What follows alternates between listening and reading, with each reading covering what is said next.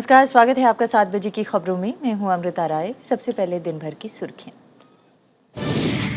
महाराष्ट्र की 288 और हरियाणा की 90 विधानसभा सीटों पर मतदान कल। दोनों राज्यों में सुरक्षा के खास इंतजाम। सुबह 7 बजे से होगा मतदान। आंध्र प्रदेश को 1000 करोड़ रुपए की अंतरिम राहत। प्रधानमंत्री नरेंद्र मोदी का तूफान पीड़ित इलाकों का दौरा। लोगों तक राहत सामग्री पहुंचाने पर जोर। संयुक्त राष्ट्र ने खारिज की कश्मीर मुद्दे पर पाकिस्तान की दखल की मांग। कहा, बातचीत से सुलझाएं आपसी मसला। 5 साल के निचले स्तर पर थोक महंगाई दर। सितंबर में 2.38%, अगस्त के मुकाबले करीब 1.5% कम। और प्रवर्तन निदेशालय ने फ्लिपकार्ट को भेजा 1000 करोड़ रुपए का नोटिस। कंपनी पर खुदरा कारोबार नियमों के उल्लंघन का आरोप। और आइए अब देखते हैं आज की पहली खबर। महाराष्ट्र में 288 विधानसभा सीटों पर कल वोटिंग होने वाली है। पूरे राज्य में चुनाव आयोग ने मतदान के लिए तैयारियां पूरी कर ली हैं। राज्य में 4119 उम्मीदवार मैदान में हैं। महाराष्ट्र में विधानसभा चुनाव की तैयारियां पूरी हो चुकी हैं। राज्य की 288 सीटों के लिए कुल 91,376 मतदान केंद्र बनाए गए हैं। सूबे में शांतिपूर्ण और निष्पक्ष चुनाव के लिए 5,84,617 मतदान कर्मियों को तैनात किया गया है। तो वहीं 135 सामान्य, 112 व्यय, 5 पुलिस और 18 जागरूकता पर्यवेक्षकों की नियुक्ति की गई है। We are fully prepared for the elections. We require almost 1.5 lakh machines, EVM machines. All machines are ready. They have been properly tested and put in sealed rooms. In addition, all the staff has been trained, and I am very sure that we'll be conducting elections in a free and fair manner. मतदाताओं की तादाद के लिहाज से सबसे बड़ा विधानसभा क्षेत्र चिंचवाड़ है, जहां 4,84,000 से ज्यादा मतदाता हैं। वहीं सबसे कम 1,96,859 वोटर वडाला में हैं। चुनाव आयोग ने नक्सल पीड़ित इलाकों में वोटिंग के लिए खास प्रबंध किए हैं। The central government, with the direction of Election Commission of India, has provided sufficient central paramilitary force. In addition, the observers who are in the districts, who are appointed directly by Election Commission of India in consultation with the collectors and SPs, they have identified critical and sensitive polling stations where we will be putting either central forces or micro observers, or even videography will be done, and we'll also try webcasting in some locations.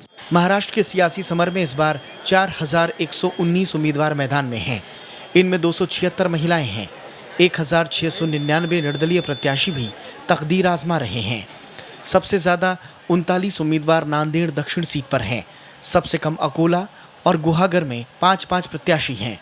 Maharashtra में 2 बड़े गठबंधनों के टूटने के बाद विधानसभा चुनाव में ज्यादातर सीटों पर कांटे का मुकाबला है। सभी पार्टियां एकला चलो की लीग पर चुनाव में जोर आजमा रही हैं। 19 अक्टूबर को वोटों की गिनती होगी। Bureau report, Rajya Sabha TV. Haryana में भी कल होने वाले मतदान की तैयारियां पूरी हो चुकी हैं। 16,357 मतदान केंद्र बनाए गए हैं। शांतिपूर्ण और सुचारू मतदान के लिए चुनाव आयोग और व्यापक इंतजाम कर रहा है। हरियाणा में 1,351 उम्मीदवार मैदान में हैं।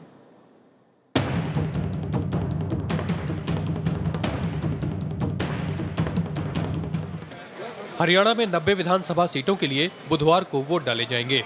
शांतिपूर्ण और निष्पक्ष मतदान के लिए चुनाव आयोग ने राज्य में करीब 70,000 मतदान कर्मियों को तैनात किया है। 16,357 मतदान केंद्र बनाए गए हैं।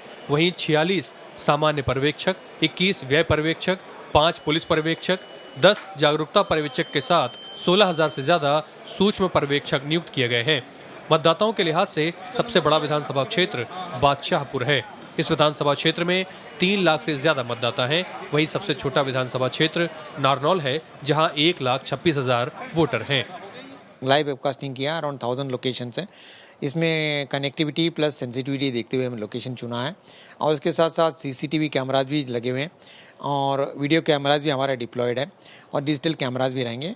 उसके साथ माइक्रो ऑब्जर्वर भी रहेंगे। इसमें एक 4-5 जो हमारा सिस्टम है, इसमें एक सिस्टम तो हर एक पोलिंग बूथ पे अवेलेबल रहेगा। स्वतंत्र और निष्पक्ष चुनाव के लिए हरियाणा पुलिस के अलावा अर्धसैनिक बलों को भी तैनात किया गया है। वहीं संवेदनशील मतदान केंद्रों के लिए खास इंतजाम किए गए हैं। लगभग 57,000 हरियाणा पुलिस के कर्मचारी और होमगार्ड्स तथा 95 सेंट्रल पैरामिलिट्री फोर्स की कंपनियों को तैनात किया है। इस बार हरियाणा के रण में कुल 1351 उम्मीदवार किस्मत आजमा रहे हैं, जिनमें 109 महिला उम्मीदवार हैं, तो वहीं 603 निर्दलीय उम्मीदवार भी दांव आजमा रहे हैं।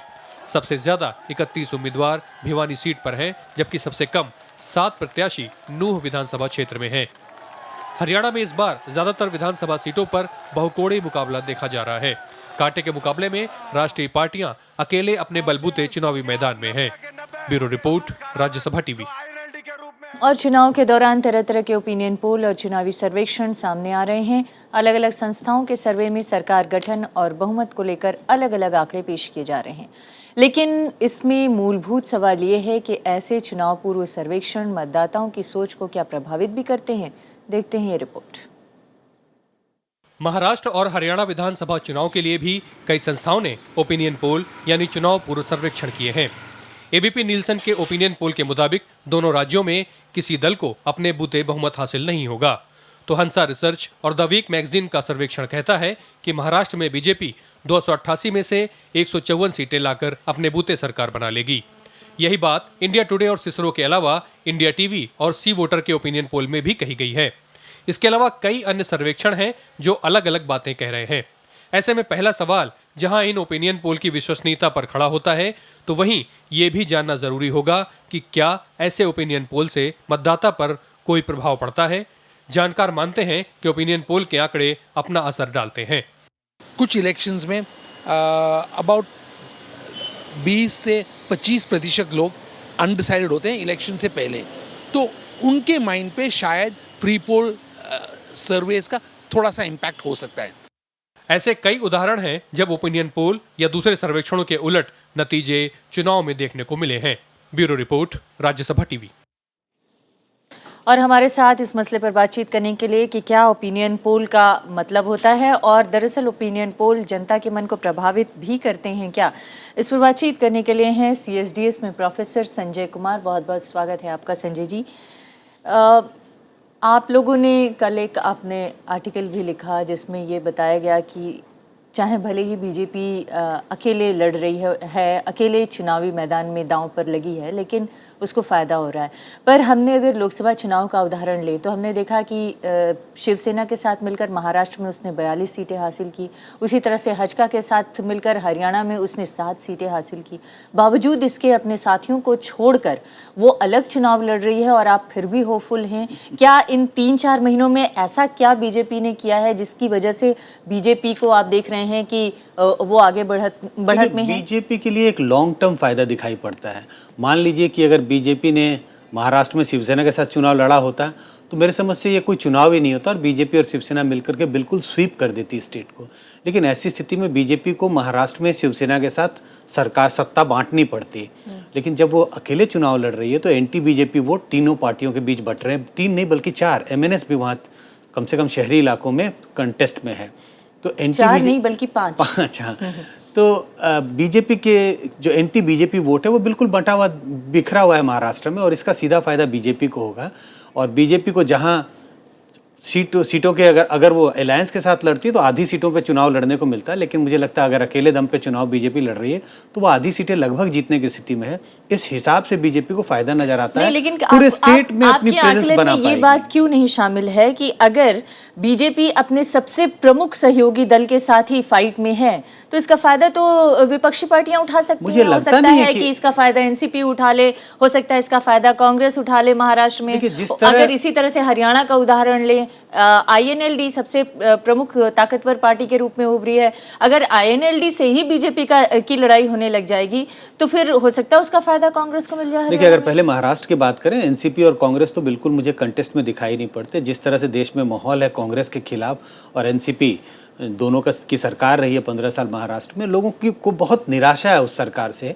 तो एनसीपी और कांग्रेस के साथ मुकाबला तो बीजेपी का है ही नहीं है। नहीं, लेकिन हमने ये सवाल इसलिए पूछा कि अगर वो दोनों साथ मिलके लड़ते तो शायद और ज्यादा क्लीन स्वीप होती। अभी निश्चित रूप बीजेपी से। के लिए भले ही वो सबसे बड़ी पार्टी हो के निकल आए, लेकिन फिर भी सरकार बनाने के लिए अगर किसी का सहयोग लेना पड़े तो फिर तो उसे उसी शिवसेना के पास, उसी INLD या हजका के पास जाना होगा। देखिए, मुझे नहीं लगता कि महाराष्ट्र की स्थिति को देखते हुए जिस तरह का वहाँ मुकाबला है, बीजेपी को शायद किसी दूसरे पार्टी का सहयोग की जरूरत भी पड़ेगी, ऐसा मेरा अनुमान नहीं है। शिवसेना के साथ उनका मुकाबला है, लेकिन इस मुकाबले में शिवसेना को बहुत पीछे छोड़ने वाली है और मुझे लगता है शिवसेना से दुगने से भी ज्यादा सीटें बीजेपी को होंगी। तो महाराष्ट्र में ऐसी स्थिति दिखाई पड़ती हुई मुझे नहीं दिख रही है। जहाँ तक हरियाणा में सवाल है, जिन हरियाणा जनहित कांग्रेस का साथ इन्होंने छोड़ने का एक बहुत स्पष्ट कारण था। सीटों के बंटवारे में 8 सीटों पर बीजेपी ने चुनाव लड़ा था लोकसभा में, उनमें से 7 सीटें जीते थे। हरियाणा जनहित कांग्रेस एक भी सीट नहीं जीत पाई थी, तो ऐसा दिखाई नहीं पड़ता था कि उनका बड़ा जनाधार है। और ऐसी स्थिति में 7% के करीब उसको वोट परसेंट हासिल हुए थे। हाँ। लेकिन अगर हम चुनाव पूर्व सर्वेक्षणों की बात करें तो आमतौर पर ऐसा लगता है कि वो मूड भांपने में, पूरे देश का मूड भांपने में या पूरे राज्य का मूड भांपने में एग्जैक्टली सफल नहीं होते हैं आमतौर पे। देखिए, चुनाव पूर्व जो सर्वेक्षण है, हम अगर चुनाव पूर्व सर्वेक्षणों से मान लीजिए कोई 10 दिन पहले सर्वेक्षण किया गया और उससे एक आम दर्शक और हम जैसे लोग ये मान लें कि चुनाव के दिन नतीजे भी बिल्कुल यही होंगे, शायद ये ओवर रीडिंग ऑफ एनी सर्वे है। क्योंकि सर्वे जिस समय किया जाता नहीं, है, लेकिन अंतर्राष्ट्रीय स्तर पे तो ये बहुत ज्यादा सफल होते हैं। अंतर्राष्ट्रीय स्तर पे जो चुनाव पूर्व सर्वे होते हैं वो तो एग्जैक्ट भी कई बार निकल जाते हैं। ज्यादातर अंतर्राष्ट्रीय स्तर पर ज्यादातर मेरे समझ से आपके दिमाग में अमेरिका की बात होगी या यूके की, ग्रेट ब्रिटेन की बात होगी। ये सब ज्यादातर सफल होते हैं वो क्योंकि वहाँ पे बाईपोलैरिटी और वहाँ पे प्रेसिडेंशियल सिस्टम है। हमारे यहाँ बाईपोलैरिटी तो छोड़िए, अलग अलग स्टेट्स में आप देख सकते हैं, असम का उदाहरण ले लें, वेस्ट बंगाल ले लें, यूपी ले लें, यहाँ एक एक स्टेट में 4-4, 5-5, 6-6 पार्टियां चुनाव लड़ रही हैं। अलग अलग स्टेट्स में कंटेस्ट बहुत अलग अलग है। तो हमारे यहाँ कोई प्रेसिडेंशियल चुनाव नहीं हो रहा, 2 व्यक्तियों के बीच चुनाव नहीं है। जिस भी ऐसे राज्य में अगर 2 पार्टियों के बीच में टकराव होगा तो ऐसी स्थिति में प्रेडिक्शन आसान हो जाता है। लेकिन अगर प्रेडिक्शन इतना एग्जैक्ट नहीं होता है तो फिर आरोप लगेगा कि ये प्रेडिक्शन जनता के मन को प्रभावित करने के लिए होते हैं। तो क्या ऐसे प्रेडिक्शंस को कई बार, प्री पोल सर्वेस को कई बार बैन करने की भी बात होती रही है, तो क्या ये आप इसे मुझे सही नहीं लगता है मानते कि हैं? जब सर्वेक्षण किए जाते हैं उससे सबसे जो पहली चीज आकलन की जाती है वो है वोटरों का रुझान किस तरफ है। क्या 1/3 मतदाता एक पार्टी की तरफ झुके हुए दिखाई पड़ते हैं? पार्टियों का सपोर्ट बेस आंकता है कोई सर्वेक्षण। लेकिन जब हम इन्हीं वोट एस्टिमेट्स को सीटों में तब्दील करते हैं, मुझे लगता है उसकी शायद आवश्यकता नहीं है। और उस खेल से शायद अगर जो भी सर्वेक्षण कर रहे हैं उस खेल से अगर बाहर हो जाएं तो ये सब जो आरोप है वो सब अपने आप निराधार हो जाएंगे। लेकिन इन सर्वेक्षणों का अपने आप में बहुत महत्व है। पार्टियों का जनाधार क्या है, लेकिन इसके साथ साथ कई बार वो जनता के मन को प्रभावित करने, वोटरों के मन को प्रभावित करने के आरोप भी ऐसे सर्वेक्षणों पर लगते रहते हैं। बिल्कुल आरोप लग रहे हैं। ये कई सालों से ऐसा चल रहा है। कई बार ये इलेक्शन कमीशन ने इस पे बैन लगाने की भी कोशिश की और ये कोर्ट में भी मसला गया। दो महत्वपूर्ण मुद्दे, मैं फिर से अपने सवाल को रिपीट कर रही हूँ। जनता के मन को प्रभावित करने और दूसरा जनता के मन को पूरी तरह से भांपने में असफल रहने, दोनों के आरोप लगते हैं। तो इसमें से कौन सा आरोप सही और किस आरोप के आधार पे आगे बढ़ना चाहिए? बार बार जो ये मांग होती है, दोनों में बड़ा विरोधाभास है। अगर कोई सर्वेक्षण जनता के मन को भांपने में असफल होता है और वही प्रभावित भी कर रहा है, तो मुझे लगता है अगर जनता ऐसा समझती है कि ये जनता के मूड को पकड़ ही नहीं पा रहे हैं, उससे कोई आदमी कैसे प्रभावित होगा? अगर एक अखबार में खबर पढ़ के मुझे ऐसा लग रहा है कि ये खबर गलत है, ये खबर में सच्चाई नहीं है, क्या उससे कोई मतदाता प्रभावित होगा? नहीं, लेकिन अगर बार बार एक ही पार्टी के बारे में या एक ही कैंडिडेट के बारे में लिखा जाता रहे और ये दिखाया जाता रहे कि यही सफल है और यही जीत रहा है, तो शायद बहुत सारे जो न्यूट्रल लोग हैं जिनका कोई अपना खास ओपिनियन नहीं है किसी पार्टी या कैंडिडेट को लेकर, वो तो उससे प्रभावित हो ही सकते हैं। लेकिन साथ ही साथ ये भी कह रहे हैं लोग, ये भी आरोप लगाते हैं कि ये जो सर्वेक्षण है ये सही चीज नहीं दर्शा रहे हैं। अगर सही चीज नहीं दर्शा रहे हैं और लोग ये समझते हैं तब उससे प्रभावित होने की जरूरत नहीं है। अगर सही चीज भी नहीं दर्शा रहे हैं, अगर प्रभावित भी नहीं कर रहे हैं, तो फिर इनके होने का मतलब क्या है? ना हो, इनके होने का बहुत मतलब है। अगर आप सिर्फ सीट फोरकास्ट को अलग कर दें तो मुद्दे क्या हैं अलग अलग। चुनाव में ही क्यों? चुनाव से 6 महीने पहले हो जाए या चुनाव के बाद भी हो? बिल्कुल, ऐसे कई सर्वेक्षण होते हैं। कम से कम हमारी संस्था ने पिछले कई सालों में, 10-15 सालों में हमने सिर्फ चुनाव के बीच समय सर्वेक्षण नहीं किया, चुनाव के पहले भी कई सर्वेक्षण किए, 6 महीने पहले, साल भर पहले, 2 साल पहले, जनता का मूड भांपने के लिए कि लोग प्रधानमंत्री के बारे में क्या सोचते हैं, सरकार के कामकाज के बारे में क्या सोच रहे हैं, क्या मुद्दे हैं, लोगों की अपेक्षाएं क्या हैं। एक आखिरी सवाल मैं आपसे जानना चाहूँगी, अगर आपने नई केंद्र सरकार जो नई बनी है उसके आने के बाद से 4-4.5 महीने हो गए, करीब 5 महीने होने जा रहे हैं, आप लोगों ने जनता का मूड भांपने की कोशिश की है कि क्या सरकार के बारे में उनका ओपिनियन है और क्या वो संतुष्ट हैं, और अगर वो संतुष्ट नहीं है तो फिर ये जो आपने कल आर्टिकल लिखा है कि फिर भी बीजेपी स्वीप करने जा रही है, ये किस आधार पर है? अभी तक हमारी संस्था ने कोई एक देशव्यापी सर्वेक्षण नहीं किया जिससे जनता का मूड भांपा जा सके सरकार के बारे में। इसका स्पष्ट कारण यही है कि अभी सिर्फ 4-5 महीने हुए हैं और हमें लगता है कि ये बहुत कम समय है एक नई सरकार बन के आई और जिसके बारे में इतना यूफोरिया है, इतनी एक्सपेक्टेशन है लोगों की, तो शायद 6 महीने के बाद ही कोई ऐसा एक प्रयास करना शायद सफल प्रयास होगा। और 2-3 महीने में ये कह देना कि हमने आकलन किया और उसमें गिरावट है या चढ़ाव है, मुझे लगता है कि ये इस तरह के जल्दबाजी होगी। जी, बहुत बहुत धन्यवाद हमसे बातचीत करने के लिए। लेकिन एक आखिरी सवाल, एक लाइन में जवाब चाहूंगी, क्या फिर भी आप ये मानते हैं कि चुनाव पूर्व सर्वेक्षण जरूरी है, होते रहना चाहिए? बिल्कुल, मुद्दों को उभारने के लिए, समस्याओं को जानने के लिए कि किन मुद्दों पे चुनाव हो रहे हैं, इन सब चीज़ों के लिए सर्वेक्षण की सख्त आवश्यकता है कि जिससे लोगों को पता चल सके किन मुद्दों पे चुनाव लड़े जा रहे हैं। बहुत बहुत धन्यवाद हमसे बातचीत करने के लिए संजय कुमार जी। ये थी आज की पहली खबर। एक ब्रेक के लिए रुकेंगे, ब्रेक के बाद जल्द लौटते हैं कुछ और खबरों के साथ।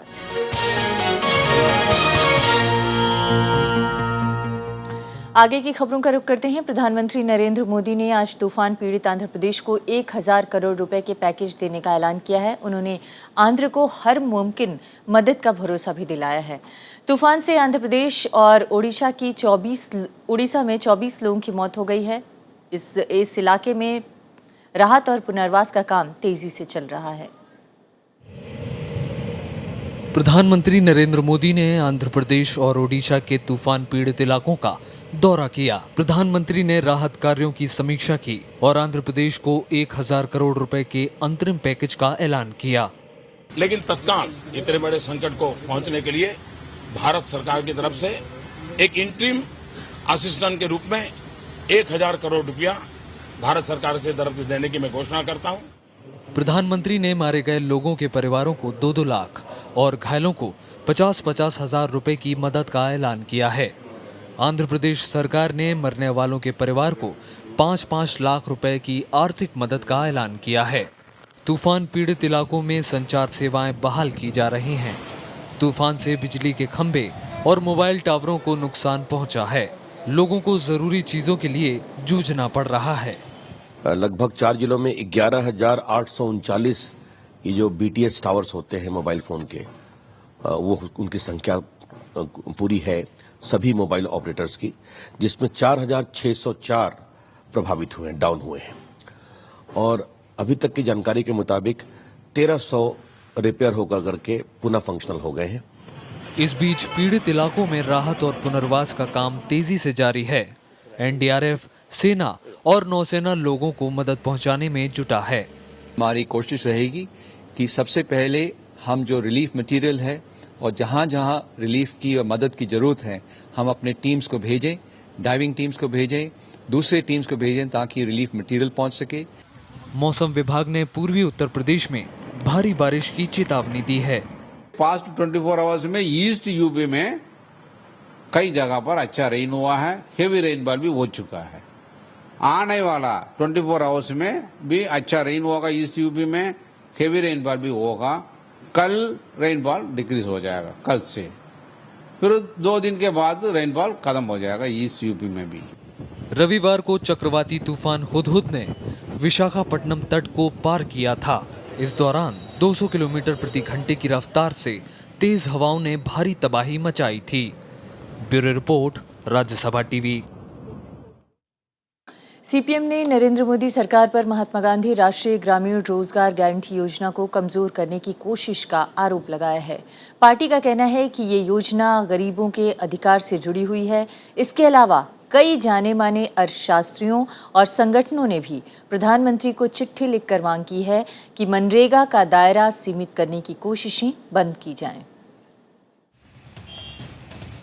वामपंथी पार्टी सीपीएम ने कहा है कि मनरेगा का दायरा सीमित करने की कोशिशें खतरनाक हैं।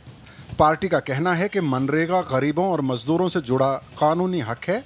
सीपीएम की नज़र में मनरेगा का दायरा सीमित करने से लाखों गरीब परिवारों की रोजी रोटी खतरे में पड़ जाएगी। पार्टी ने ऐलान किया है कि वो सरकार की इस तरह की कोशिश का पुरजोर विरोध करेगी। आप सार्वजनिक अधिकार को सिर्फ बैकवर्ड डिस्ट्रिक्ट्स में लागू करना चाहते हैं। आप लेबर बजट का रेशियो को कम करके कॉन्ट्रैक्टर्स का बोलबाला चाहते हैं। नरेगा मजदूरों के लिए है, कॉन्ट्रैक्टर्स की भला के लिए नहीं है। सीपीएम की 2 दिन की पॉलिट ब्यूरो बैठक में इस मुद्दे पर विस्तार से चर्चा हुई। पार्टी का कहना है कि केंद्र सरकार राज्य सरकारों पर मनरेगा में खर्च पर काबू करने का दबाव बना रही है। इसके अलावा पार्टी ने श्रम कानूनों को लचीला बनाने की कोशिशों पर भी सवाल उठाया है। एक तरफ मोदी जी स्लोगन दे रहे मेक इन इंडिया, इंडिया में बनाओ, और जो इंडिया में बने हुए मजदूर किसान हैं उनकी तमाम आप उनको दास या गुलाम बनाकर उनके अधिकार को समाप्त कराकर, तो जब इंडिया में बनाओगे और इंडिया में बने हुए मजदूर किसान का फायदा नहीं होगा तो फायदा किसका होगा। पिछले हफ्ते कई जन संगठनों और अर्थशास्त्रियों ने ये मामला उठाया था। उन्होंने प्रधानमंत्री नरेंद्र मोदी को चिट्ठी लिखकर मनरेगा से छेड़छाड़ रोकने को कहा था। उनका कहना है कि ये अधिकार संसद का दिया हुआ है और सरकार को इससे छेड़छाड़ करने का अधिकार नहीं है। इन अर्थशास्त्रियों का तर्क है कि गरीबी और ग्रामीण इलाकों से पलायन रोकने के लिए मनरेगा एक महत्वपूर्ण औजार है। श्याम सुंदर, राज्यसभा टीवी। महंगाई की मार से जूझ रहे आम आदमी के लिए लगातार दूसरे दिन राहत की खबर आई है। खुदरा महंगाई दर में भारी गिरावट के बाद सितंबर में थोक महंगाई दर 5 साल के निचले स्तर यानी 2.38% पर आ गई है। अगस्त में आंकड़ा 3.74% था। सितंबर में खुदरा महंगाई के बाद थोक महंगाई के आंकड़ों में भी भारी गिरावट दर्ज की गई। आने वाले दिनों में प्याज दर में कटौती की आस लगाए लोगों के लिए अच्छी खबर है। रिजर्व बैंक ऑफ इंडिया भविष्य में महंगाई के आंकड़ों के आधार पर ही नीतिगत ब्याज दरों में कटौती की संभावना जता चुका है। सितंबर में थोक महंगाई दर 2.38% रही, जो अगस्त में 3.74% थी। पिछले साल सितंबर में ये आंकड़ा 7.05% रहा था। मुद्रास्फीति कम होने के पीछे बड़ी वजह खाने पीने की चीजों के दामों में आई गिरावट रही। इनकी थोक कीमतें पिछले 33 महीने के निचले स्तर पर पहुंच गईं। सितंबर में खाने पीने की चीजों की महंगाई दर घटकर 3.52% पर आ गई। अगस्त में ये आंकड़ा 5.15% था। प्याज और आलू समेत सब्जियों के थोक दामों में भारी कमी आई है। दूध, अंडे, मांस और मछली की कीमतों में कमी का सिलसिला सितंबर में भी जारी रहा। काफ़ी हद तक तो कंट्रीब्यूशन जो है इंटरनेशनल मार्केट में जो कच्चा तेल कम हुआ है उसकी वजह से महंगाई हमारे यहाँ जो WPI है उसके अंदर कम दिखाई दे रही है। मैं ये नहीं कह रहा कि चीज़ों के दाम कहीं भी कम हुए, चीज़ों के दाम नहीं कम हुए, चीज़ों के जो दाम बढ़ने की रफ्तार है वो कहीं कम हुई है। खाद्य मुद्रास्फीति में भी मई से गिरावट जारी है। सोमवार को जारी खुदरा मुद्रास्फीति दर का आंकड़ा सितंबर में 6.46% तक पहुंच गया। ये दर जनवरी 2012 के बाद सबसे कम है। Bureau report, Rajya Sabha TV. इस बुलेटिन में फिलहाल इतना ही। नमस्कार।